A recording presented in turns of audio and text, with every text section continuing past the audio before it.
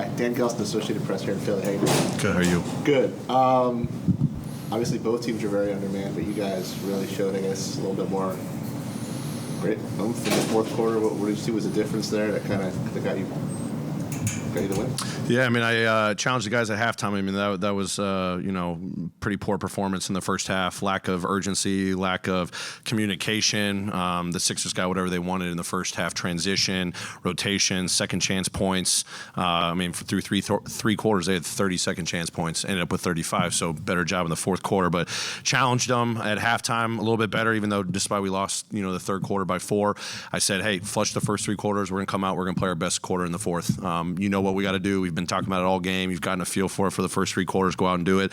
Our guys did a phenomenal job. I mean, we held them to under 40% shooting. It was just the second chance points that really hurt us. Did a better job with transition defense because they were really leaking out in the first half. And then we just found a way to execute down the stretch. It came down to just being in the right spots, the ball movement, multiple guys with multiple assists, but especially, Vince and Santi, especially those guys did a great job facilitating some big time shots, knocked down some big free throws, and then just limiting them at the end of the game. Second chance points was huge for us to get this victory.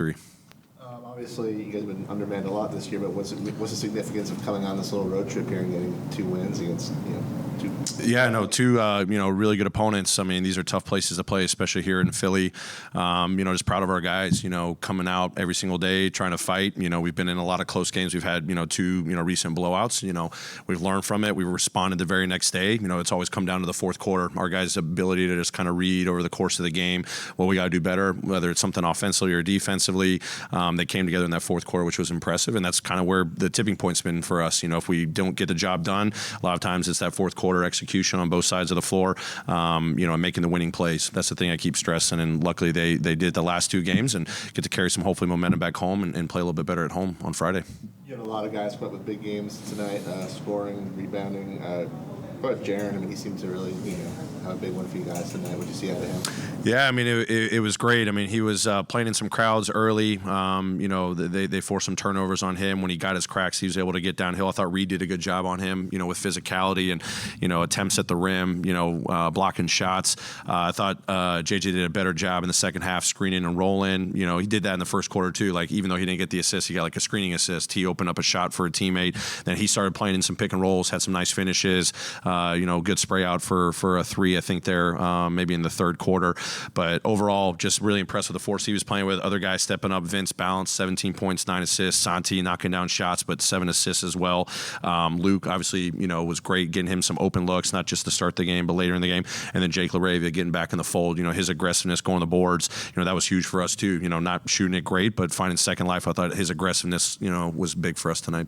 Last one, I mean, I'm sure you've answered this in Memphis a lot, but I mean, when you've had the kind of year like you had, you've been hit by injuries, you've endured some tough losses. How do you keep the guys kind of fighting and going over the last month or so of the season? It's every day's a little bit different, but we know what our principles are. We know what our standard is. Different guys have to embrace that responsibility, and we're having fun with it.